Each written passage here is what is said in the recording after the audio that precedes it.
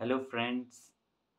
एक बिहारी सब पे भारी परिवार में यूपीएससी के ऑनेस्ट एंड सक्सेसफुल प्रिपरेशन के लिए जो हमने मैराथन क्लास शुरू की है उसके गाइडेंस पार्ट में यूपीएससी गाइडेंस क्लास में मैं आपका वेलकम करता हूं।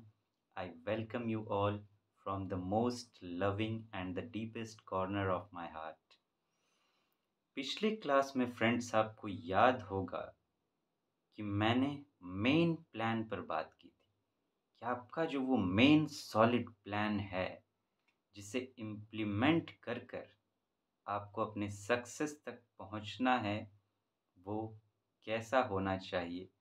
अगर आप उस प्लान को इम्प्लीमेंट कर लेते हैं तो सक्सेस का जो क्राउन है, जो ताज है, वो निश्चित ही आपके सर पर चमकेगा। लेकिन मैं जानता हूं कि कुछ ऐसे स्टूडेंट्स भी हैं जिन्होंने फेल्योर्स का सामना किया है, या कुछ ऐसे स्टूडेंट्स हो सकते हैं कि इन केस जिस मेन प्लान की मैंने बात की है उन्हें निभाने में उनसे कोई कमी रह गई तो हो सकता है उन्हें फेल्योर का सामना करना पड़े आगे जाकर, क्योंकि अल्टीमेटली सब कुछ इसी बात पर डिपेंड करेगा कि आपने उस प्लान को निभाया कितना है और किस तरीके से निभाया है। ये दोनों बातें इम्पॉर्टेंट होगी। अगर आपने निभाया तो अगर हम देखिए नॉर्मल लाइफ की भी बात करें, अगर आपके रिश्तों की बात करें तो जिनके साथ आप निभाते हो अच्छे से वो रिश्ते उतने लंबे चलते हैं और वो रिश्ते सफल होते हैं। लेकिन जहाँ आप नहीं निभा पाते वहाँ अलग भी होना पड़ता है। तो ये कॉन्सेप्ट जो है हर फील्ड में लागू होती है। अब आपका एग्ज़ाम ही है तो एग्ज़ाम जो है उसका जो सक्सेस है वो आपसे कुछ एक्सपेक्ट करता है, उम्मीद रखता है। आप भी तो उनसे उम्मीद रखते हैं। क्या आपने इस एग्ज़ाम से उम्मीद नहीं लगा रखी कि मुझे सक्सेस मिलेगी तो नौकरी मिलेगी, मुझे सर्विस करने का मौका मिलेगा। अलग-अलग आपके एक्सपेक्टेशंस होते हैं कि समाज में मेरा, सोसाइटी में स्टेटस बढ़े, या फिर मुझे अच्छी जॉब मिल जाएगी, या फिर और हो सकती है कि मुझे, हो सकता है आपके मन में ये भी हो कि मुझे लोगों की मदद करनी है, सेवा भाव का भी भाव हो, देशभक्ति की भावना हो, अलग-अलग भावनाएँ होती हैं जिस वजह से आप इस एग्ज़ाम को क्रैक करना चाहते हो। तो आपकी उम्मीदें तो हैं इनसे। तो अगर आपकी उम्मीदें हैं तो बदले में क्या यूपीएससी को एज़ अ कैंडिडेट आपसे कुछ उम्मीद नहीं करनी चाहिए कि आप भी उनके कुछ कंडीशंस को, उनकी ज़रूरतों को फुलफ़िल करो? और वो क्या ज़रूरतें हैं?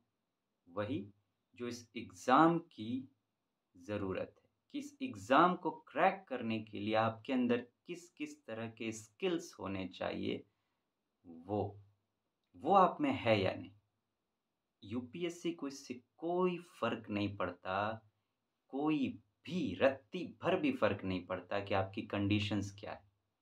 आप गरीब हैं, आप अमीर हैं, आप किस कास्ट के हैं, किस धर्म के हैं, आप चल नहीं सकते, अपंग हैं, पैरालाइज़्ड हैं, बीमार हैं, नौकरी में हैं, या कुछ भी कर रहे हैं, यूपीएससी को उससे कोई भी फ़र्क नहीं पड़ता। उसको सिर्फ़ एक बात से फ़र्क पड़ता है, वो ये कि आपने अपने आप को, जो उसकी डिमांड है यूपीएससी सिविल सर्विस एग्ज़ाम को क्रैक करने की, उस डिमांड को फुलफ़िल करने के लायक आपने खुद को बनाया है या नहीं। लाखों स्टूडेंट्स बैठते हैं, वो उसमें से अपनी ज़रूरत के इंसानों को ढूँढ लेगा, अपने लिए जो उसको चाहिए वो ढूँढ लेगा, और जो उनके फुलफ़िल नहीं कर पा रहा है, बहाने कर रहा है। जी, हम लोग बहाने ही करते हैं। ज़्यादातर जो हैं कैंडिडेट्स, वो जो तैयारी सही से नहीं करते, उसे मैं बहाना ही कहना चाहूँगा। मेरी बात हो सकती है आपको कड़वी लगे, लेकिन सच बोलना मेरा धर्म है कि इस वजह से नहीं कर पाए। यूपीएससी को कोई फ़र्क नहीं पड़ता कि आप किस वजह से नहीं कर पाए। और मेरा एक प्रश्न है यहाँ पे कि आप इससे अपनी पूरी ज़िंदगी बनाना चाहते हो इस एग्ज़ाम से, सब कुछ आपका इस पर डिपेंड करता है, तो फिर जब ये ज़िंदगी का सवाल है आपके, तो फिर ये बहाने कहाँ से आ सकते हैं? अगर आप कहिए आपकी लाइफ़ पे कोई थ्रेट आ जाए, अब आपके सर पे कोई गन पॉइंट कर दे और आपसे कोई कुछ करने के लिए बोले और उसी समय आपको कोई और भी काम है, आप क्या कहोगे कि मैं नहीं करूँगा? करोगे ना आप? अब यही प्लान है। अब गन पॉइंट पे खड़ा करके आपसे कोई इस प्लान को निभाने के लिए कहे, तो मजबूरी में निभाओगे ही आप। निभाना तो पड़ेगा, नहीं तो जाएँगे। वैसे कैसे निभ इस कंडीशन में तो निभ रहा है आपसे। लेकिन जब वो गन पॉइंट नहीं है, कोई बंदिश नहीं है आप पे, कोई रेगुलेशन नहीं है, तब आप नहीं निभा रहे हो। तो आप देख रहे हो कमी कहाँ है? हमें बहाने नहीं ढूँढने, उधर ध्यान ही नहीं जाना चाहिए। बस सिंपल चीज़ है दिमाग में होनी चाहिए, कि ये मेरा एग्ज़ाम है, उसके लिए मैंने ये प्लान तैयार किया है। आपको सॉल्यूशन स्पेसिफ़िक होना पड़ेगा, सॉल्यूशन सेंट्रिक होना पड़ेगा। प्रॉब्लम और ये जो बहाने हैं, उन्हें सेंटर में नहीं रखना पड़ेगा। जो भी आपकी कंडीशंस हो, जैसी भी हो, आप वहाँ से ढूँढ के निकालिए कि मैं इस प्लान को कैसे निभाऊँ, जो भी मेरी कंडीशंस हैं उसमें। गरीब हैं, पढ़ने के पैसे नहीं हैं, किताबें नहीं हैं, कोई नहीं। हम लोग ढूँढेंगे आजकल कैसे कर सकते हैं। कहीं पे संडे, सैटरडे जाके पार्ट टाइम जॉब कर लेंगे या किसी टाइम में पार्ट टाइम जॉब कर लेंगे किताबें खरीदने के लिए।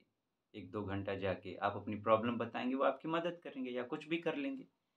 अमीर हैं, कम्फ़र्ट ज़ोन टूट नहीं पा रहा है, कम्फ़र्ट में रहना पसंद है, तो कम्फ़र्ट को तोड़ने की कोशिश करेंगे, उसके लिए प्रैक्टिस करेंगे। अगर जॉब में हैं तो टाइम नहीं मिल पा रहा है, ऐसी बात है। कोई नहीं, अपनी क्षमता को बढ़ाएँगे, अपनी क्षमता को बढ़ाएँगे, ज़्यादा जगने की क्षमता को बढ़ाएँगे और जो छोटी-मोटी ऐसी चीज़ें जिसको छोड़ा जा सकता है, उसको छोड़ेंगे और समय यहाँ लगाएँगे। संडे मिलेगा तो पूरा का पूरा संडे लगा देंगे। चीज़ें अगर आप ढूँढेंगे, सॉल्यूशन ढूँढेंगे तो सॉल्यूशन मिलता है, ऐसा नहीं है कि नहीं मिलता है। लेकिन हम बहानों में लगे पड़े रहते हैं। ऐसे-ऐसे मेल्स आते हैं कई-कई तरह के या कुछ ऐसे प्रश्न पूछे जाते हैं, स्टूडेंट्स से मैं मिलता रहता हूँ, तो वो कैसे-कैसे होते हैं जानते हैं? एक मैं आपको सुनाता हूँ।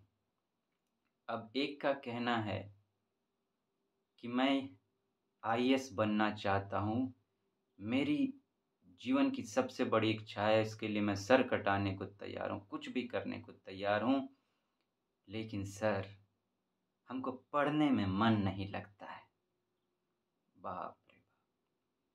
आप सर कटा सकते हैं, तो पढ़ने में मन लगाना भी सीख लीजिए।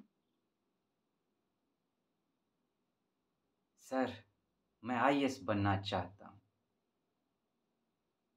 लेकिन क्या कहें, समय नहीं मिल पाता है पढ़ने का।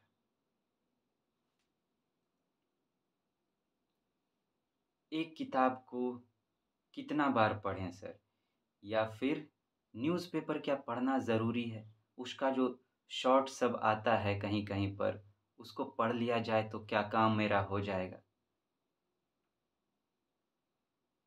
तो ऐसे-ऐसे बहाने होते हैं, कोई-कोई तो ऐसे कि एक टाइम में सर कटाने को तैयार था, कुछ टाइम बाद उन्हीं से पूछिए, तो सर हम सुनते हैं कि जो आईएएस है ना, इसमें ऐसा प्रॉब्लम है, वैसा प्रॉब्लम है, बहुत ट्रांसफ़र होता है, तो पैसा भी ज़्यादा नहीं मिलता है, तो ये तो वो, तो क्या करें करके मन करता है छोड़िए दें। ऐसे-ऐसे प्रॉब्लम्स बहाने आप सोच सकते हैं। तो आपको ऐसा नहीं बनना है। अगर आपको आईएएस क्रैक करना है, तो जानते हैं आपको कैसा बनना पड़ेगा? आपको ऐसा बनना पड़ेगा कि आपके सामने अगर समस्या आई, यहाँ पर मैं रुक कर कुछ बताना चाहूँगा आपको या कुछ मैं आपसे पूछना ही चाहूँगा कि आप बताइए जब आप एक सिविल सर्वेंट बन जाएँगे, आईएएस बन जाएँगे तो आपको करना क्या होगा? सिर्फ़ यही कि आपके पास समस्याएँ आएँगी और आपको उसका समाधान सुझाना है, सॉल्यूशन ढूँढना है। प्रॉब्लम्स आएँगे और आपको सॉल्यूशन देना है। यही यही तो मेन काम है आपका। तो जब बाद में जाके यही काम करना है, तो पहले इस चीज़ के लिए खुद को आप ट्रेन नहीं करेंगे कि मेरे सामने समस्या आई है कि मैं ठीक से तैयारी नहीं कर पा रहा हूँ, ये वाली समस्या है। तो इसका समाधान आपको ढूँढना है कि ये मेरी जो तैयारी है, ये ठीक से कैसे होगी? कैसे होगी?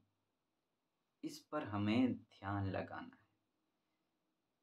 इस पर सोचना है, विचारना है। हाँ, अब मैं उस बात पर आता हूँ कि आपको मैं कैसा बनना हूँ, कि चलिए आपके दिमाग में एक प्रॉब्लम है, लेकिन आपके दिमाग में कुछ आ रहा है कि ये सॉल्यूशन या किसी से आपने सजेशन ली, उसने आपको सॉल्यूशन बताया, तो आपको तुरंत उस समस्या को भूल जाना है, क्या थी समस्या नहीं थी और सॉल्यूशन जो है, उस पर तुरंत एक्शन लेना शुरू करना होगा।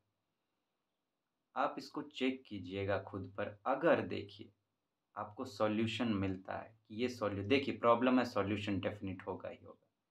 सॉल्यूशन मिलने के बाद अगर आप उस पर सोच-विचार करने लगते हैं बहुत ज़्यादा कि ये प्लान है, इसे इम्प्लीमेंट करना है, बाप रे! इसके लिए तो इतना घंटा पढ़ना पड़ेगा, ये भी करना पड़ेगा, वो भी करना पड़ेगा, मेरे पास तो ये समय नहीं है, मेरे पास वो समय नहीं है। अगर इस तरह का विचार आपके दिमाग में आता है, तो अभी आप तैयार नहीं हैं इसके लिए। इस एग्ज़ाम को क्रैक करने के लिए तैयार नहीं हैं, लेकिन मैं ये भी आपसे कहना चाहूँगा कि चाहे स्टूडेंट किसी भी स्थिति में हो, वो एक ऐसा कालिदास क्यों ना हो कि जो जिस डाल पर बैठा उसी डाल को काट रहा है, आप खुद को तैयार कर सकते हैं इसके लिए। लेकिन उसका सिर्फ़ एक ही तरीका है, आपको ये सोच-विचार ज़्यादा छोड़कर आपने तैयार कर लिया प्लान, उस पर एक्शन लेना होगा आपको। एक्शन लेना होगा और वो एक्शन कुछ अलग तरीके का होगा। एक ऐसा एक्शन जो धीरे-धीरे, धीरे-धीरे आपके अंदर बर्निंग डिज़ायर पैदा करे। ऐसे नहीं कि आप हाइपर एक्शन ले रहे हैं, एक प्रोसेस बेस्ड एक्शन होगा, प्रोसेस बेस्ड एक्शन जो बिल्कुल आपके अनुसार होगा, ये बिल्कुल आपके कम्फ़र्ट के अनुसार, आपको डिस्टर्ब नहीं करेगा। हम लोग दिक्कत ही यही है कि हम लोग ऐसा सॉल्यूशन ढूँढ लेते हैं, जो हम में अननेसेसरी बर्डन क्रिएट कर देता है और हम अपने रास्ते से भटक जाते हैं। फॉर एग्ज़ाम्पल कि जैसे कोई कहता है कि मुझे पढ़ने में बिल्कुल मन नहीं लगता या कोई भी प्रॉब्लम। अब मान लीजिए इसी एक समस्या को लेते हैं कि मुझे पढ़ने में मन नहीं लगता। अब उसने रूटीन कैसा बना लिया है? रूटीन बनाया है कि मुझे 10 घंटे 1 दिन में पढ़ने हैं। तो जिसको पढ़ने में मन नहीं लग रहा है, क्या वो 10 घंटे पढ़ पाएगा 1 दिन में? और फिर जब उसने रूटीन बना ली, अब उसको वो निभा नहीं पा रहा है। जब आप निभा नहीं पाएँगे तो दिमाग में फ्रस्ट्रेशन होगा और फ्रस्ट्रेशन होगा और वो छूटेगा तो आपका सेल्फ कॉन्फिडेंस डाउन होगा और एक बात याद रखिएगा, इस एग्ज़ाम में you can not afford to break your self confidence. कुछ भी हो जाए, आप 2 घंटा पढ़ाई छोड़ दीजिए, लेकिन अपने सेल्फ कॉन्फिडेंस को ब्रेक मत होने दीजिए क्योंकि अगर सारा नॉलेज भी आपके पास है, उस एग्ज़ाम को देने के लिए वहाँ बैठ के उस सेंटर में आपको सेल्फ कॉन्फिडेंस की ज़रूरत पड़ेगी।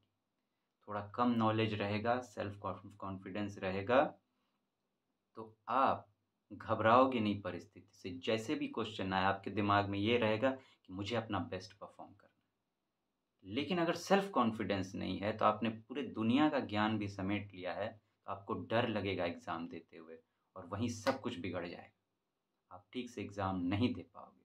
तो इस बात का ख़ास ध्यान रखें। ऐसे करना क्या चाहिए? मान लीजिए यहीं पे अब सॉल्यूशन की बात करें। इन चीज़ों पर हम बारीक में आएँगे, सारी चीज़ों पर, रूटीन पे भी अल्टीमेटली हमें आना ही है प्लानिंग के बाद। कि आपको नहीं मन लगता है, कोई नहीं, आप 5 मिनट से शुरुआत करो। हर दिन 1-1 मिनट पढ़ाओ। धीरे-धीरे 1 हफ्ता में आप पहुँच गए 5 से 5, 7, 12 मिनट पहुँच गए। बढ़ाते-बढ़ाते फिर 1 घंटा पे आइए। अब 1 हफ्ते, 10 दिन, 15 दिन 1 ही घंटा पढ़िए।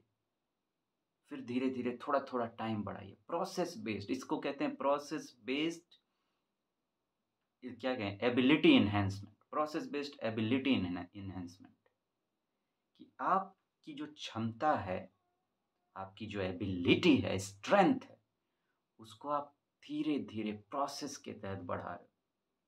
अगर प्रोसेस के तहत आपने नहीं बढ़ाया, तो उसमें फ्रैक्शंस आएँगे, उसमें कॉन्टिन्यूटी नहीं रहेगी। 10 घंटा नहीं कर पा रहे हैं, सिर्फ़ 5 घंटा, अब 5 घंटा कर लिया, मन नहीं लग रहा है, फिर से 10 घंटा, अब 12 घंटा, 15 घंटा, ब्रेक हो रहा है आपका। आप वहाँ तक पहुँच ही नहीं पा रहे हैं।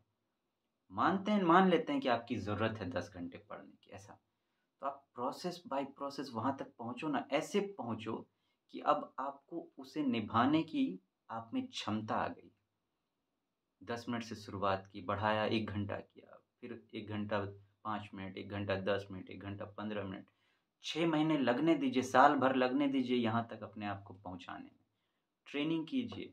यही सबसे बड़ी गलती स्टूडेंट से क्या होती है, वो तैयारी शुरू कर देते हैं बिना खुद को तैयार किए हुए कि आप उसकी तैयारी कर सकते हैं। आपने प्लान बना लिया, लेकिन उस प्लान को फुलफ़िल करने की क्षमता आप में है ही नहीं। पहले तो यही करना होगा, यही सबसे बड़ी गलती होती है। स्टूडेंट्स थकते हैं, बोर होते हैं, हार जाते हैं, क्यों? क्योंकि उस प्लान को निभाने की क्षमता अपने अंदर उन्होंने विकसित ही नहीं की, और वो आएगी कैसे? ऐसे ही प्रोसेस बेस्ड आगे बढ़ने से, प्रोसेस बेस्ड इम्प्लीमेंटेशन से। तो पहले जब तैयारी शुरू करनी है, उससे पहले 6 महीने खुद को ट्रेन कीजिए, ट्रेनिंग में ही लगा दीजिए, इस तरह से। इस ट्रेनिंग पर भी बात करेंगे कि कैसे ट्रेन करना है, आगे सब कुछ करेंगे। तो फ्रेंड्स, आज हम लोग यहीं रुक रहे हैं। अगली क्लास में संभव है, मैं कह रहा था कि कुछ स्टूडेंट्स ऐसे होते हैं जो फ़ेल हो जाते हैं या फ़ेल हो चुके हैं, उनके लिए प्लानिंग कैसी होनी चाहिए। वही प्लान तो मेन प्लान तो वही होगी, लेकिन उसमें कुछ और उनके लिए ऐड होगा, क्योंकि अब मान लीजिए आप फ़ेल कर गए, तो वापस तो आपको एग्ज़ाम में बैठना है। तो वो जो पीरियड है, वहाँ पे आपकी प्लानिंग किस तरह से फिर आगे बढ़नी चाहिए, उस पर बात करेंगे। आज हम लोग यहीं रुक रहे हैं। Thank you friends, have a nice day, take very good care of yourself. Thank you.